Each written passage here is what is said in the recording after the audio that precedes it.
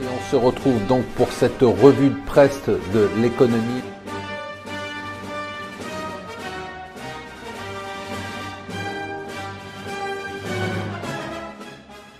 Bonjour et bienvenue sur Mon Financier pour le Morning Zapping. Nous sommes le mardi 25 septembre. Ce qui fait la une bien évidemment de la presse française, c'est la présentation du budget. Alors tout a été dit ou presque hier sur le budget. Qu'est-ce qu'on remarque? C'est un budget à petits pas. On va dire que c'est pas la révolution attendue par Macron, qu'on attendait de Macron, pardon.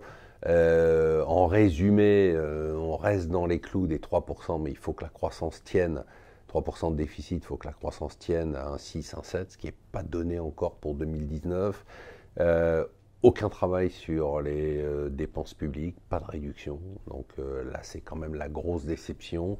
Du côté des cadeaux, alors un cadeau affiché de 6 milliards pour les particuliers, en fait, c'est un peu plus compliqué que ça, c'est beaucoup moins. On reprend des cadeaux qui ont déjà été faits et puis on les repackage.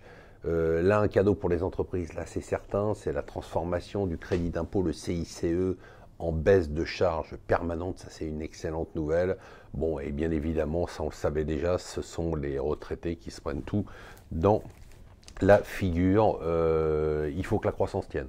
Si la croissance ne tient pas, c'est clair qu'on n'aura pas, on sera au-dessus des 3%, bon on n'y est pas, hein, mais on sera au-dessus des 3%. Alors du côté des États-Unis, c'est le carton absolu, nous dit le Financial Times, de tous les côtés, hein, tous les clignotants sont au vert, les signaux au vert. Là, c'est du côté des fusions-acquisitions, du M&A, c'est-à-dire les acquisitions d'entreprises par les groupes américains qui explosent sur la journée d'hier, juste sur la journée d'hier. Il y a eu 50 milliards de dollars d'acquisitions qui ont été annoncées, c'est quand même énorme.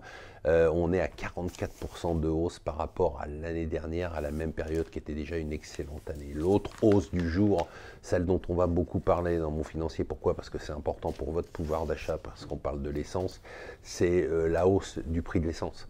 Là, on est sur le pétrole à une hausse de 4, au plus haut depuis 4 ans.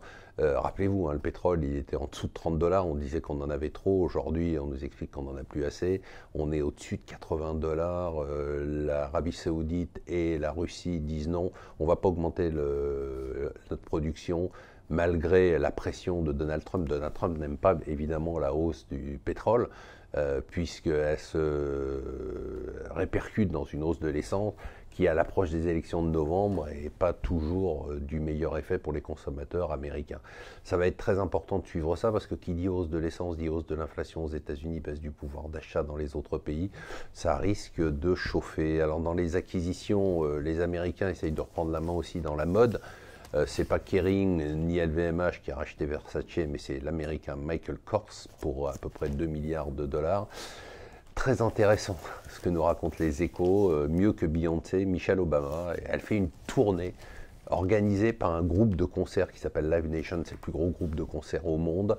Donc elle fait une tournée aux États-Unis avec des billets qui s'arrachent à prix d'or, plusieurs milliers d'euros pour l'écouter, faire la présentation de son prochain livre qui sort en novembre, qui s'appelle Becoming. Bien évidemment le gros débat en France sur la PMA pour les couples lesbiens et pour les femmes seules. Voilà, moi je vous souhaite une excellente journée ensoleillée.